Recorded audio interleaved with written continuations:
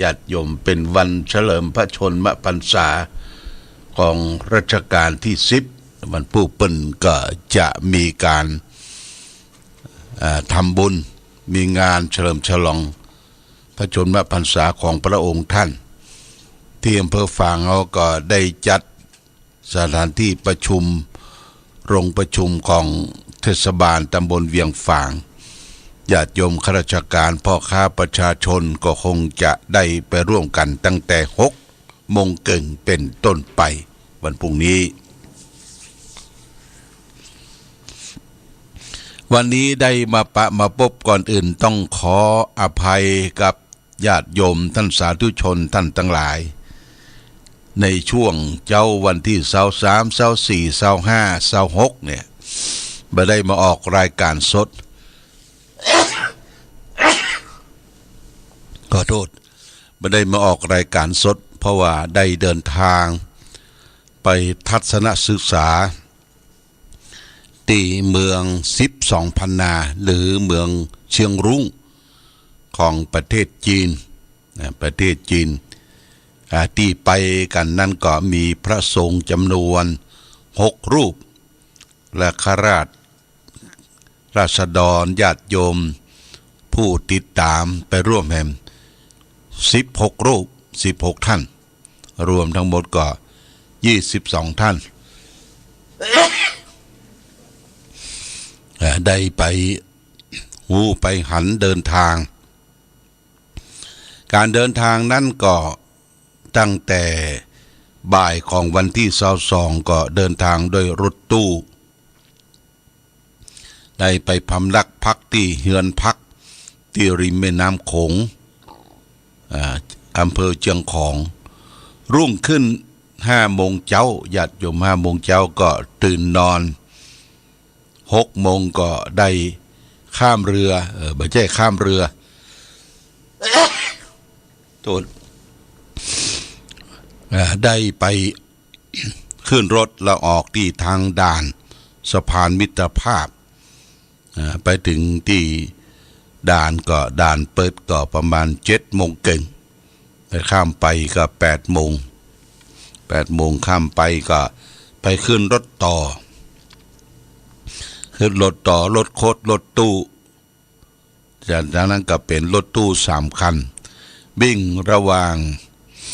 มาบ้านห้วยทรายเนี่ยตรงข้ามเชียงของเนี่ย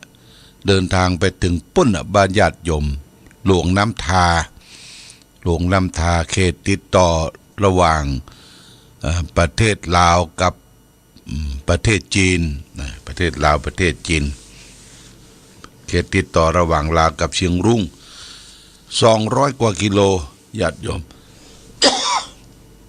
200 กว่ากิโลเดินทางก็หลายชั่วโมงได้ไปพักฉันเพลที่กลางทางแล้วก็ไปถึงตอนบ่ายก็รถก็ไปส่งที่สถานีรถไฟเร็วของจากหลวงน้ำทาแล้วก็วิ่งต่อไปแหมประมาณสัก3 ชั่วโมงประมาณชั่วโมงกว่านะไปถึงเชียงรุ้งก็พำนักพักที่เชียงรุ้ง12 ปันนาคืนวันที่22 23 24 25แล้วก็26 ตะวันนี้ก็กลับมาก็เปลี่ยนแปลงญาติโยมบ้านเปิ้นเมืองเปิ้นหลังจากที่เคยไปประมาณ10 กว่าปีทุกสิ่งทุกอย่างเนี่ยเหมือนกับเปลี่ยนแปลงไปหมดนะบ้านเก่าเมืองเดินของพี่น้องไตลื้อเพิ่งก็มีการเพิกถอนสร้างตึกรามบ้านช่องระรานเต็มไปหมดจนว่ามันมีร่องรอยอย่างวัดวาอารามก็เปลี่ยนแปลงไปที่อยู่ที่อาศัยของญาติโยมก็เป็นตึกรามบ้านช่องไปประเทศจีนเปิ้นพัฒนาได้ไวพัฒนาได้เวยก็ได้ไปทัศนศึกษาไหว้พระแล้วก็ไปเยี่ยมชมหมู่บ้านไปชิมอาหารต่างๆก็ได้4 วัน 5 คืนก็ได้เสร็จสิ้น ได้เดินทางมาถึงที่วัดตะวานี่ก็ประมาณสักเกือบจะท ทุ่มเก่งญาติโยมทุ่มเก่งประมาณ7 โมงเก่งถึงตะวาวันที่26ก็เดินทางด้วยสวัสดิภาพขอบปลอดภัยทุกประการก็มีคลุกคลักบางที่บางประการแต่ใจพาสปอร์ตญาติโยมไปทางนี้คือเป็นใจพาสปอร์ตนั่นก็ตรวจตราดูที่ด่านไทยด่านลาวด่านจีนทั้งไปทั้งกลับญาติโยมก็ต้องมีไกด์ลาวไกด์จีนนำเที่ยวตลอด4 วันได้เปิ้นก็จะอธิบายอย่างให้ฟังความเป็นอยู่ความเป็นไป การดำเนินชีวิตของคนในยุคปัจจุบันของพี่น้อง12 ปันนาซึ่งเป็นไตลื้อไตลื้อก็เปลี่ยนแปลงไปโดยเฉพาะอย่างยิ่งหนุ่มๆสาวๆวัยรุ่นเนี่ยก็เปิ้นบอกใครอู้ละแบบไตลื้ออู้จีนมดใครเปิ้นก็บอกว่าพออายุไขได้ขวบ2 ขวบเปิ้นก็ส่งไปเรียนในโรงเรียนจีนโรงเรียนของรัฐบาลก็ใช้ภาษากลางคือภาษาจีนนะภาษาจีนที่เป็นวิทยากรหรือไกด์นำทางก็เป็นคนไตลื้อเป็นสุภาพสตรีได้เกิดมาอยู่เมืองไทยอยู่เชียงใหม่1 ปีก็อู้ภาษาไทยแคล่วคล่องดีแล้วก็ดังเดิมเปิ้นก็พูดภาษาไตลื้อก็ยังรักษาขนบธรรมเนียมไตลื้ออยู่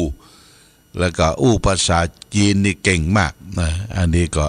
แจ้งให้ญาติโยมท่านสาธุชนทั้งหลายรับทราบว่า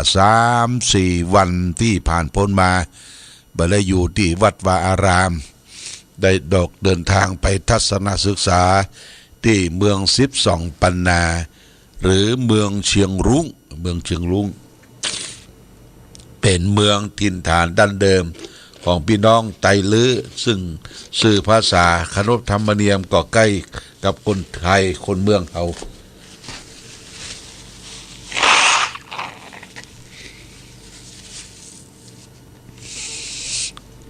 ก็ได้เดินทางมาถึงวัดวาอารามเรียบร้อยแล้วต่อไปนี่ญาติโยมก่อนจะมีการเข้าพรรษาในวันอาสาฬหบูชาวันที่1 สิงหาเนี่ยบ้านเฮาเมืองเฮาเป็นเมืองพุทธชาวพุทธเฮาก็ได้เตรียมสถานที่ต่างๆวัดวาอารามที่พักพาอาศัยที่ญาติโยมจะได้ร่วมไปทำบุญสุนทานวัดวาอารามในช่วงนี้ก็เป็นช่วงได้ถวายเตียนเนาะถวายเตียนพรรษาของเทศบาลของโรงพยาบาลฝางของอำเภอเพื่อไร่ถวายไปตามที่วัดวาอารามต่างๆก็เป็นการสืบสานวัฒนธรรมประเพณีอันดีงามของพี่น้องร้านนาของเราชาวพุทธเอาไว้เทียนพรรษาถือว่าจุดในช่วงพรรษาเวลาพระสงฆ์จะได้ไหว้พระสวดมนต์แสงเทียนเป็นแสงสว่างนำทางของชีวิตไหว้พระสวดมนต์ญาติโยมก็จะได้บุญได้กุศลโดยที่เขาได้ให้ได้หอมได้บริจาคร่วมกันเป็นเจ้าภาพหล่อเทียนพรรษาก็ดีซื้อเทียนพรรษาก็ดีถือว่าเป็นขนบธรรมเนียมประเพณีอย่างหนึ่งที่ได้ทำสืบสานกันมาอีกประการหนึ่งก็คือมีการถวายผ้าอาบน้ำฝนผ้าอาบน้ำฝนในช่วงพรรษานี่ก็เปิ้นจะมีผ้าอาบน้ำฝนเป็นประเพณีสืบสานกันมาตั้งแต่นมนานพระสงฆ์จะต้องส่งน้ำในช่วงที่เป็นฤดูฝนนะญาติโยมต้องนุ่งผ้าอาบส่งน้ำเรียกว่าถวายผ้าอาบน้ำฝนอันนี้ก็มีกันสืบสานมาจนถึงปัจจุบันการเข้าพรรษาถือว่าพระสงฆ์ก็จะอยู่ครบไตรมาส3 เดือนนะ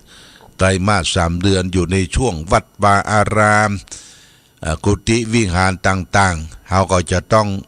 สะสางล้างส้วยก่อนเข้าพรรษานี้นะเข้าพรรษาบ่ฮือพระเจ้าประสงค์ได้เที่ยวสัญจรไปในที่ต่างๆให้ครบ3 เดือนก็เป็นโอกาสอันดีที่ ศรัทธาเจ้าบ้านพ่อแม่พี่น้องก็จะได้ไปฟังเทศน์ฟังธรรมเป็นประจำทุกวันพระวันศีลแล้วก็จะได้ประพฤติปฏิบัติธรรมทุกวันพระวันศีลอันนี้ในช่วงของการเข้าพรรษาแล้วก็ส่วนการปฏิบัติธรรมนั้นก็มีอยู่อย่างเก่าทุกวันเสาร์ญาติโยมทุกวันเสาร์เขาก็มีการปฏิบัติธรรมวันนั้นจะตรงวันพระหรือว่าบ่ตรงวันพระเขาก็มีกิจกรรมปฏิบัติธรรมสำนักปฏิบัติธรรมแหล่งที่21ของจังหวัดเชียงใหม่ของวัดพระบาทอุดมจะมีทุกวันเสาร์นะญาติโยมนะเสาร์ในช่วงต่อไปก็เป็นช่วงเข้าพรรษาเขาก็จะได้มีการประพฤติปฏิบัติธรรมกันในทุกวันเสาร์เพื่อชำระสะสางล้างซ้วยกิเลสอันมีติดข้องอยู่ในจิตในใจที่เป็นมละมนทินเป็นเครื่องเศร้าหมองของจิตใจเพื่อชำระหมดสิ้นออกไปโดยน้ำธรรมคำสอนขององค์พระสัมมาสัมพุทธเจ้าการทำอย่างนี้เรียกว่าเรามาฝึกหัดฝึกตนเข้าอยู่ในกรอบของพระธรรมคำสอนคือเอาพระพุทธพระธรรมพระสงฆ์เป็นสรณะเป็นที่พึ่งนะอันนี้แจ้งไว้ในช่วงเข้าพรรษาได้อยู่13วันทางท่านพระครูอภิวัตรวัฒนวิกรมประธานผู้อำนวยการศูนย์วิทยุชุมชนคลื่นสีขาวพร้อมโดยคณะพี่น้องศรัทธาประชาชนทุกทั่วไปท่านก็จะได้เดินทางมาถวายเทียนพรรษาจตุปัจจัยที่วัดพระบาทอุดมเป็นศูนย์กลางดูเหมือนในอำเภอฝางนี่เพิ่งกำหนดมาแล้วว่าวัดไหนนะเพิ่งทำบัตรนิมนต์มาแล้ววัดไหนก็จะมารับเทียนพรรษามาฉันเพลที่ปืนอาคารองค์พระราพระเจ้าละแข่งญาติโยมนะปืนอาคารองค์พระราพระเจ้าละแข่งเพราะฉะนั้นการฉันเพลนี่เขาก็เตรียมต้อนรั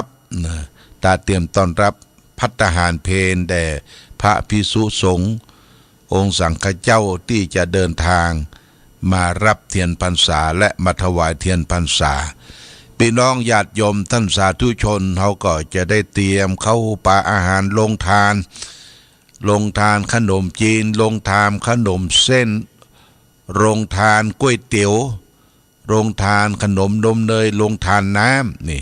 ญาติโยมก็เตรียมกันไว้อันนี้เขาก็จะได้เตรียมอย่างเขาไปบ้านเปิ้นมีการหล่อเทียนเปิ้นมีการเฉลิมฉลองเขาก็ลงทานเต็มไปหมดญาติโยมนะเต็มโพดบ้านเฮาเมืองเฮาก็จะต้องเตรียมเช่นเดียวกันอันนี้ก็แจ้งญาติโยมท่านสาธุชนวันที่11วันที่10 11 12นี่แล้วก็13เขาจะมีการประพฤติปฏิบัติธรรมวันแม่เนี่ยญาติโยมนะวันแม่แห่งชาติวันที่12เขาก็มาปฏิบัติธรรมตั้งแต่วันที่10วันที่10 11 12และ13วันนั้นเขาก็บอกยังบอกปิกเตี้ยเพราะจะได้เตรียมต้อนรับพี่น้องที่จะมาตานเทียนพรรษาในวันนั้นโดยอันนี้ก็แจ้งญาติโยมท่านสาธุชนทั้งหลายรับทราบการปฏิบัติธรรมก็ถือว่าเป็นเรื่องสำคัญ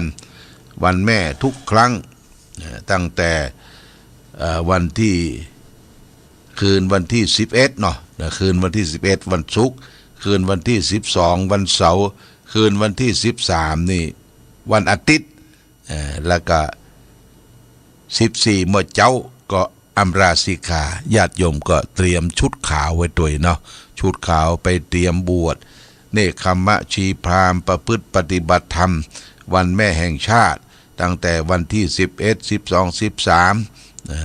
13วันที่14มื้อเจ้าก็อำราสิกขาการบวชเนคขมะชีพราหมณ์แจ้งญาติโยมท่านสาธุชนทั้งหลายมาณโอกาสนี้โดยวันนี้ได้มาพบกันญาติโยมก็จะเอาเรื่องธรรมะมาฝากคือแก่ศรัทธาญาติโยมธรรมะที่จะได้มาฝากในเรื่องว่าทันตกถาว่าด้วยการผู้ฝึกดีแล้วนี่ญาติโยมนะ พระพุทธเจ้าตรัสอยู่ในพระไตรปิฎกอัตตะในวัตถุนาควัคคุตกนิกายพระไตรปิฎกเล่มที่25หน้า321พระองค์ได้ตรัสว่าทันตังยะดันติสมีติงทันตังราชาพิรูหติทันโตเสโถมนุสเสสุโชติวัคยันติติคติแปลว่าคนทั้งหลายสามารถนำสัตว์ภาณะที่ฝึกแล้ว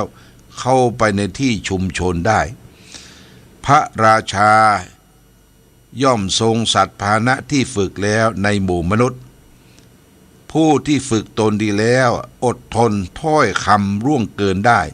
จัดเป็นผู้ประเสริฐสุดญาติโยมนะอันนี้ก็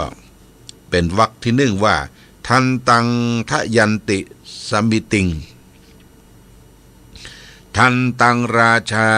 พิรูหติ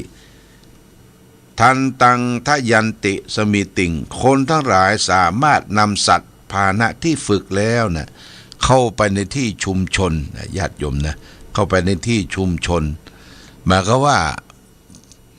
ฝึกจ้างฝึกมาฝึกจ้างฝึกมาเวลาไปออกงานออกการเนี่ยมันสามารถที่จะบะตื่นอกตกใจในที่ชุมชนเพราะฝึกดีแล้วนะญาติโยมฝึกดีแล้วอย่างม้าก็ดีม้าที่เปิ้นเอามาแห่ลูกแก้วแห่อย่างแห่นาคอีกนะมีกองแตกกองอย่างตึงม้าก็เต้นไปตามจังหวะบ่วิ่งบ่หนีบ่หายนะจ้างก็เหมือนกันจ้างที่เอามาฝึกเข้าในขบวนนะขบวนแห่ต่างๆจ้างก็บ่สะทกสะท้านบ่หวั่นไหวเพราะฝึกดีแล้วเนี่ยญาติโยมทันตังทะยันติสมิติงเนี่ยคนทั้งหลายเราสามารถนำสัตว์ภาณะที่ฝึกแล้วเข้าไปในที่ชุมชนได้วรรคต่อไปว่าทันตังราชาพิลูหติพระราชาย่อมทรงสัตว์ภาณะที่ฝึกแล้วในหมู่มนุษย์พระราชาก็ทรงจ้างขึ้นจ้างที่ฝึกแล้วเนี่ยอยู่บนคอจ้างทรงจ้างเนี่ยบ่หวั่นไหวบ่ไหวคอนบ่ฟั่นเฟือนบ่โงกเงกไปนาเพราะฝึกดีแล้วเนี่ยพระราชาก็อบอุ่นใจผู้ที่ฝึกดีแล้วและก็บทต่อไปว่าทันโตเศโถมนุสเสสุโชติวากยันติติคติอดทนผู้ฝึกดีแล้วเนี่ยอดทนถ้อยคำล่วงเกินได้จัดเป็นผู้ประเสริฐสุดญาติโยมนะคนเฮาถ้าฝึกกายวาจาใจความมั่นคงดีแล้วเนี่ยอดทนต่อคำที่ล่วงเกินจากคนอื่นเช่นกรรมคารหานินทากรรมติกรรมฉินกรรมที่มาม่วนเพราะสนอโสดสนอหูเนี่ยอดทนได้ก็เหมือนจ้างที่ฝึกแล้วเหมือนกับมาที่ฝึกแล้วคนเฮาก็ฝึกความอดทนต่อคำคารหานินทาบ่หวั่นไหวต่อสิ่งที่มากระทบได้ง่ายอย่างนี้เปิ้นว่าเป็นผู้ประเสริฐสุดนะญาติโยมนะนี่ญาติโยมก็ต้องฝึกเหมือนกันนะไผว่าสิทธิ์ว่ากายว่านั่นวันนี้เขาต้องนั่งพิจารณาอดทนนั่งนึกตึกตรองดูบ่ว่าตุเจ้าประสงค์คฤหัสถ์ญาติโยมคนเฮาบ่ถูกนินทาบ่มีในโลกนะคนไม่ถูกนินทาไม่มีในโลกจะต้องถูกนินทากันทุกคนเพราะว่าคนเฮายังเป็นปุถุชนอยู่ยังทำอย่างผิดอย่างพลาดขาดความยับยั้งชั่งใจแต่เปิ้นคารหานินทาเฮาก็ต้องบ่หวั่นไหวต่อคำคารหานินทานั้นคือมาพิจารณานั่งนึกตึกตรองดูนะนั่งนึกตึกตรองดูมันผิดมันถูกสมดังกรรมเปิ้นว่าหรือไม่แล้วเขาก็ถอดถอนบ่หวั่นไหวกับสิ่งเหล่านั้นบางคนเป็นจะอ่านญาติโยมถ้าถูกนินทาน้อยถูกจ้วงจับน้อยไปถึงที่ด่ากันว่ากันติ้วสิ้นมาแย่งใส่กันเนี่ยเบะบะเบะบะอันนี้คนที่ด่าคนนี้ด่าไปว่าไปคนนั้นด่ามาว่ามาเนี่ยเป็นคนขี้ด่าเหมือนกันค คนขี้ด่าก็ด่าต่อด่าบวกกันเป็นดับเบิลด่าเป็นดับเบิลด่าแล้วก็ลงไม้ลงมือบุบหูตีตากันก็ยังมีแต่พระพุทธเจ้าเปิ้นสอนให้เราหาตรงกันข้ามนะ มีมืดมีสว่างมีดำมีขาวมีร้อนมีเย็นมีด่านี่จะต้องบ่มีด่าตอบญาติโยมมีด่านี่บ่ต้องมีด่าตอบถ้าเฮาดักเหียสงบเหียมันก็จบสิ้นกันไปแต่เขาจะว่าเฮาเป็นหมูเป็นม้าเป็นวอกเป็นก้างเป็นคนอย่างใดจังเตอะแต่จิตใจเฮาเป็นมะเป็นพระจิตใจเฮาสงบมีธรรมะบ่แสดงอาการออกพอใจบ่พอใจเนี่ยญาติโยมนะคนเราหลวงวิจิตรวาทการนักปราชญ์ของสยามประเทศเฮาเนี่ยท่านได้บอกว่าบัณฑิตย่อมไม่มีอาการแสดงการขึ้นลงนะบัณฑิตคือท่านผู้รู้นักปราชญ์มีอย่างกระทบกระทั่งจะไม่มีอาการแสดงออกการขึ้นลงบอกว่าสิ่งนั้นที่เป็นสิ่งที่ชอบปรารถนาอาจจะแสดงอาการรื่นเริงบันเทิงใจแสดงออกถึงหน้าถึงตากระโดดโลดเต้นและสิ่งที่บ่พึงปรารถนาเป็นอนิจจารมณ์ได้กระทบกับจิตใจเขาก็บ่แสดงกึ่งจิตใจห้องเหี่ยวจนทำให้ยังบ่จ้างบ่เป็นอย่างนี้เป็นต้นหลวงวิจิตรวาทการท่านบอกว่าบัณฑิตย่อมไม่มีอาการแสดงขึ้นตรงญาติโยมบอกว่าทางลบบอกว่าทางบวกที่ได้รับผลกระทบมาเอาเป็นบัณฑิตเป็นนักปราชญ์เป็นผู้รู้ย่อมแสดงความอดทนต่อคำร่วงเกินที่ได้รับจากคนอื่นเนี่ยเป็นบัณฑิตโดยแท้อย่างนี้เป็นต้นเพราะฉะนั้นเอาเรื่องของการฝึกฝนอบรมตนเนี่ยดีแล้วเนี่ยมามาจ้าญาติโยมท่านสาธุชนทั้งหลายเพื่อเราจะได้ไปใช้ในชีวิตประจำวันคนเฮาอยู่กับสังคมโลกอยู่กับมนุษย์อยู่กับคนย่อมมีการประปนเปกันไปเปิ้นฮักพ้องชอบพ้องก็เป็นเรื่องของธรรมดาจะฮือเปิ้นฮักเหมือนกันหมดเนี่ยมันบ่มีและสิ่งอย่างที่จะฮือเต็ม100%นี่บ่มีญาติโยม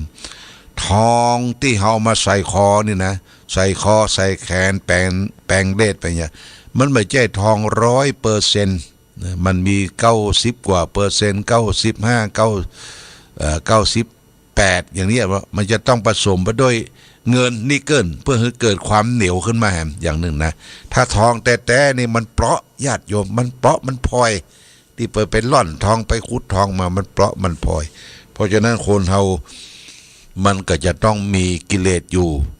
มีสิ่งที่กระทบอยู่แต่ขอเขาได้ฝึกฝนอบรมตนเป็นคนที่ฝึกดีแล้วอบรมตนดีแล้วและก็บ่หวั่นไหวพันพึงต่อคำร่วงเกินที่เกิดขึ้นนานาต่างๆเขาไปหวั่นไหวต่อความร่วงเกินเขาอย่าทำอย่างบ่จ้างญาติโยมทำอย่างบ่จ้างโดยเฉพาะผู้นำระดับท้องถิ่นผู้นำครอบครัวผู้นำสังคมผู้นำประเทศชาติบ้านเมืองนี่ก็ต้องแสดงถึงความลักษณะของเป็นภาวะผู้นำบ่หวั่นไหวก่อสิ่งที่เป็นอิทธารมณ์คืออารมณ์ที่น่า